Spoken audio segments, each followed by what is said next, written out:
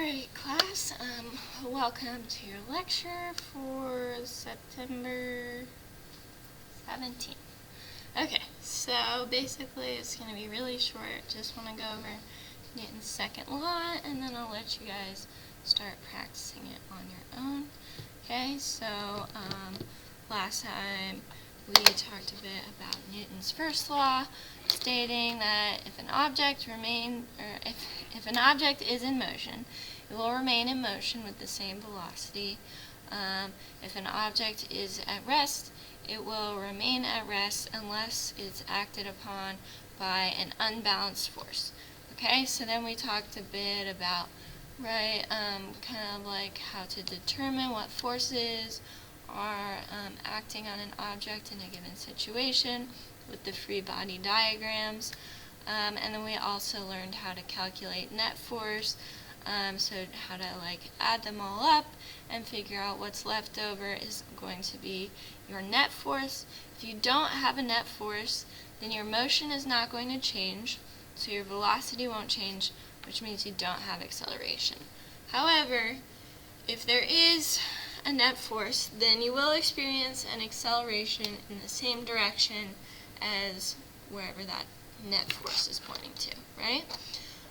So you guys have your PowerPoints, or you should at least, and then you'll see this slide that says Newton's second law.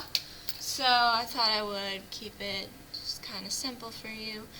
Newton's second law is basically this: F equals ma. Okay, but that's not just any force, that's going to be the net force. Okay, so the net force is equal to the mass times the acceleration. Right? So if you know the mass of an object and you know the net force acting on it, you can calculate its acceleration. Okay? Or if you know how much an object is accelerating and you know the mass of the object, you can figure out how strong the net force is. Right? Also, if you know the force acting on an object and you know how it's accelerating, you can calculate the mass. Alright? So that is all that Newton's second law says, is that when you have an acceleration, it depends on the amount of force and the mass of the object. Okay? So another thing to think about is what happens when these variables change. Okay? So let's say you have two situations where the force being applied to each of them is equal. Alright? But in this one, let's say you had a really small mass. Okay? So a little tiny thing, not a lot of mass. So a force that big would cause a big acceleration, right? To kind of balance it out. And get it equal to F. If you had a big mass, though, for that same force, it would cause a very small acceleration. Alright? Okay, so moving on, it asks you to try it for yourself. So we have a couple problems here. First one, we have a net force. So F net should say 20 newtons. And we're applying it to an object with a mass of 4 kilograms. So what is the acceleration? Well, if F equals ma, we have 20 newtons equals 4 kilograms times acceleration. So you would just divide both sides by 4 kilograms, and you'll end up with an acceleration of 5 meters per second squared. So that is how the motion is changing every second with 5 meters per second. Okay, next one, we have a net force of 10 newtons.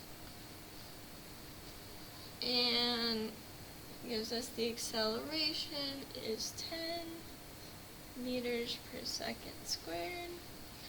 We'll do the code word as map, M-A-P. Okay, so your acceleration is 10 meters per second squared. Wants to know the mass. Okay, so F equals ma. So 10 newtons equals m times a, which is 10 meters per second squared. So you'll divide both sides by 10 and find that your mass is 1 kilogram.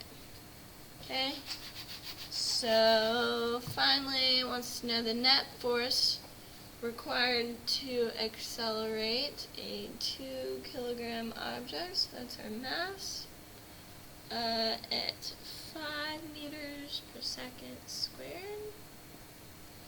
So again, F equals ma, so in this case our force will equal 2 kilograms times 5 meters per second squared, and it will come out to 10 newtons. Just like that. Okay, so that should be pretty easy. Moving on, here is a crash course video on Newton's laws that will probably help you if you want to check that out, help you understand everything kind of that we've gone over and how they're connected, and those videos are pretty good. Okay, so we have a couple of assignments to do that I will post for you, but that should be it for lecture today. Alright.